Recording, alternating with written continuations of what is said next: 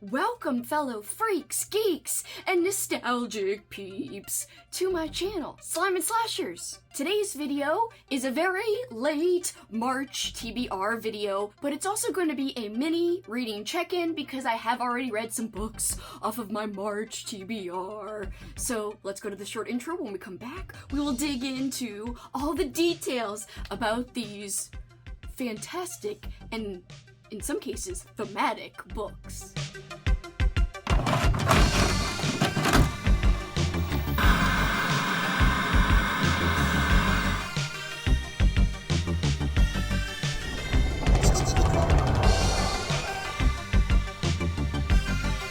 Welcome back, guys! You might have noticed I do have a St. Patrick's Day theme going on.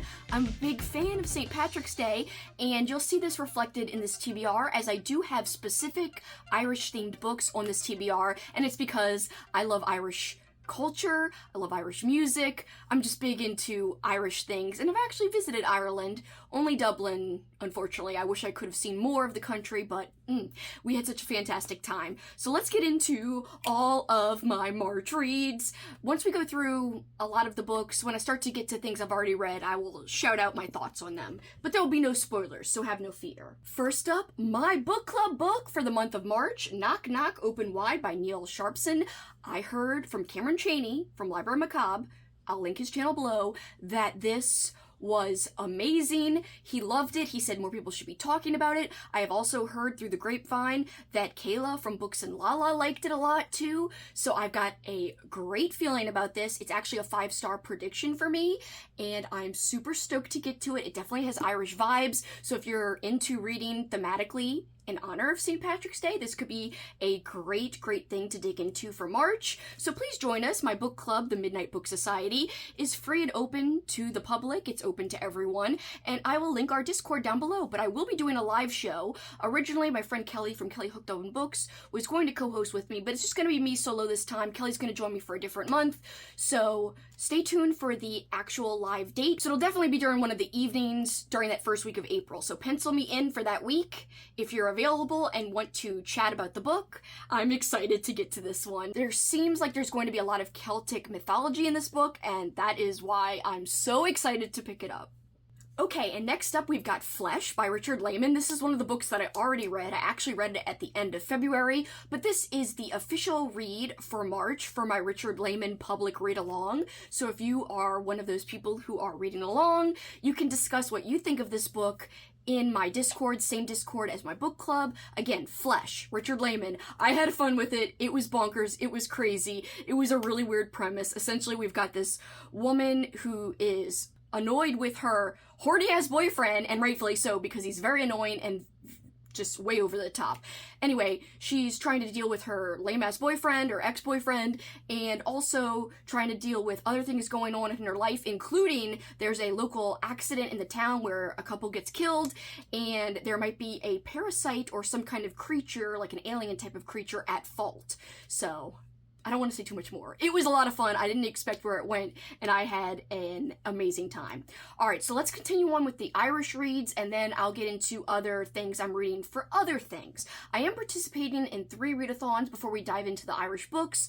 I am participating in Realmathon, which I have already logged a few books for. I am a part of Shadows, and of course Lexi is one of the hosts for that team as well. So check out Lexi's channel at Books with Lexi, and the whole readathon is run by the wonderful Cassidy over at Covers with Cassidy. I am also participating in Andrew's Patreon-only readathon, which is called the GrimDark Readathon. Those are very easy prompts, so I am double dipping for multiple readathons. I'm using one book for multiple different readathons, and it's working so far so good. And finally, another readathon that I'm very excited about, but the other 2 I've discussed are month-long ones, and this one is just a week-long one. It is the Week of Weird, run by Crystal over at the channel Fiber Artsy, and Jason from Jason's Weird Reads. I will get into what I'm reading for that, because I'm only reading one book specifically for that this time around, and I'll get into that in a second. But first, like I said, the freaking Irish horror, baby, and the Irish themed books, baby. So here's one that I just finished last night and it blew me away. It was darkly, darkly disturbing, and it has to do with this family on this island, I guess off the coast of Ireland, and they have to take care of this mother who is bedridden, and the daughter, the grown-up daughter of the woman, is very resentful. Also, there's a family secret being withheld from her. Like, how did her mother get like she is? And it's disturbing in one sense, in a very mundane way, in that the daughter resents having to take care of the mother and just speaks really meanly about the mother, and so does the grandmother who helps as well. She speaks very meanly about the mother, but this really picked up in the second half and blew me away. So I ended up giving this like a 4.5 star rating when it was all said and done. It really, really was a good read and perfect if you're looking for something that's like thematic for St. Patrick's Day, because this definitely has a lot of Irish flair to it. But again, I do think you should look up triggers. It is very disturbing and very sad when they talk about this poor woman who's bedridden and how much of a burden she is, and that might put off some people. So again, there are more sinister things at play than just normal, mundane family drama things, but I know that the things to do with the family might just bother people in general. So look up warnings, but I really enjoyed this, and I'm glad I read it. The first half was a tiny bit slow for me, but like I said, it really picked up towards the end, and there was just like an unsettling feeling throughout reading the whole thing for me. Another Irish-themed book, we've got The Carnival at Bray, and I already read this one too, and I loved it. I thought it was wonderful. It's essentially just a coming-of-age story that takes place in Ireland. This girl and her family, they move to Ireland because the mom of the family has remarried, and the new husband is from Ireland, so they move over there to try to establish a life, and the girl is just getting used to not being at home anymore. She's from Chicago, and also this takes place back in the 90s, and so I love that aspect of it. Lots of talk about Nirvana. In fact, if you love Nirvana, this would be a great book for you, but I will say it's not horror. It's definitely coming of age, and it's coming of age surrounding a girl. There is a love angle, but I had such a good time with it. I thought it was just a really good fiction book. I'm giving it around either a 4 or a 4.5. I really loved, the second half of the book, especially where we get more about the girl and her relationship to her uncle and how she's adjusting to Irish life. It's fantastic, and it's very thematic, a great read for the month of St. Patrick's Day.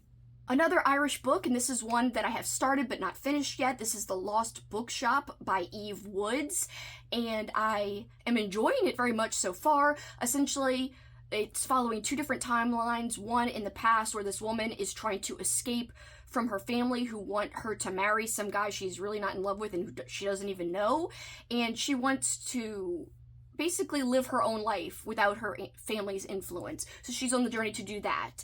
Then we're following the different timeline where this guy is looking for this lost bookshop, which was rumored to exist, but no one's ever found it. So that's essentially the main gist of it so far.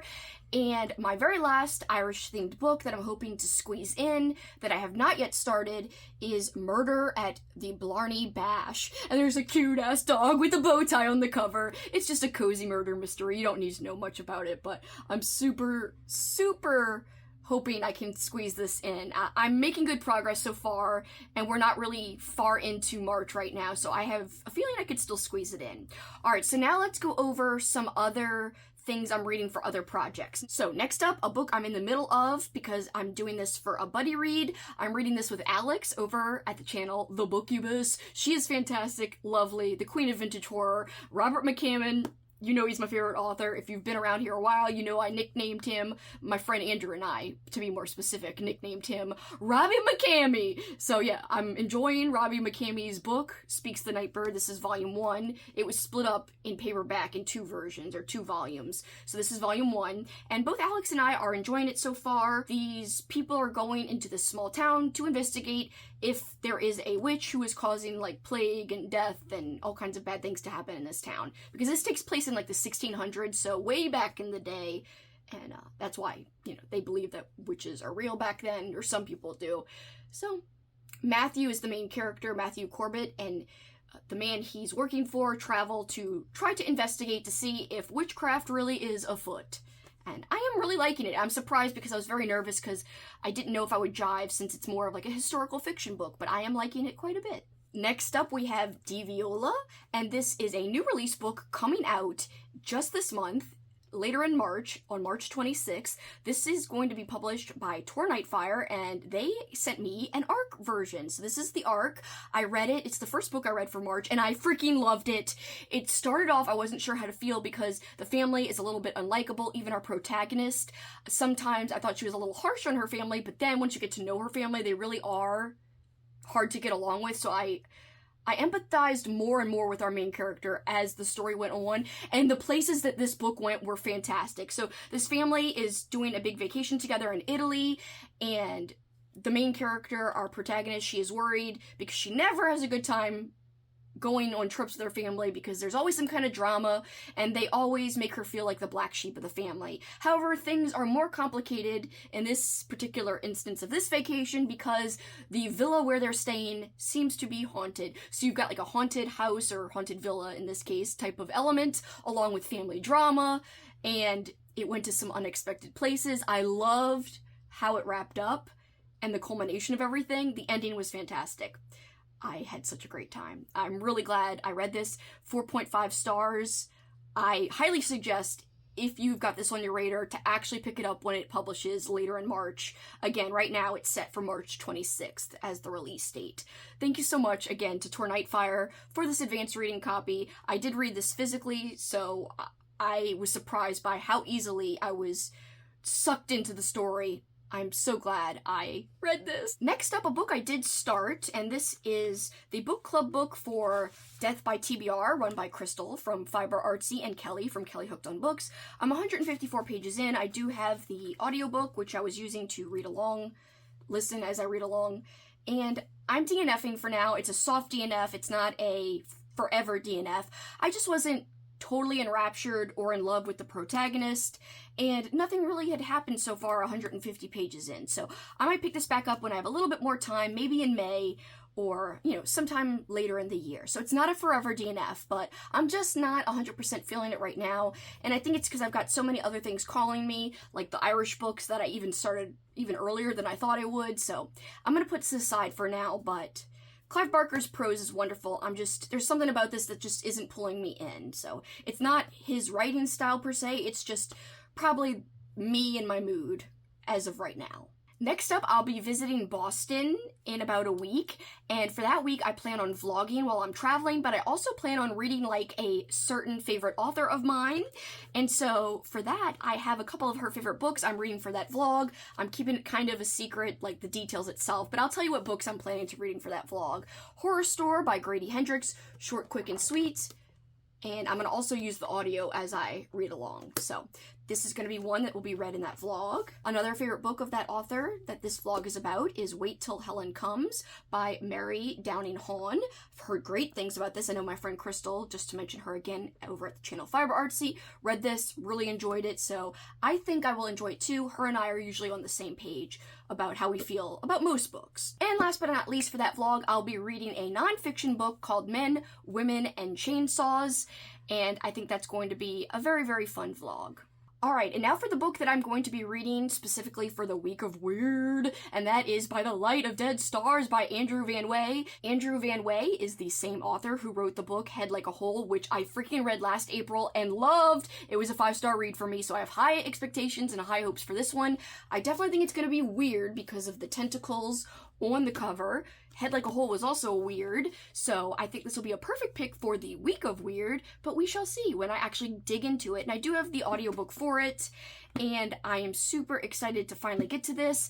I have this as one of my 24 books to read in 2024, so I can't wait to check it off my list. Next up, quickly to wrap up this TBR, if I have time, I would like to shout out some book club books and some read-along books that I'd love to participate in and read. So we've got Kitty's book club book. You can find Kitty at Spicy Cats Reads. And her book club book for March is Legends and Lattes, and I really think I'm going to like this, even though it's more of a fantasy and it's more of like a cozy fantasy, but I just have a good feeling about it. A lot of friends I know have really loved this book.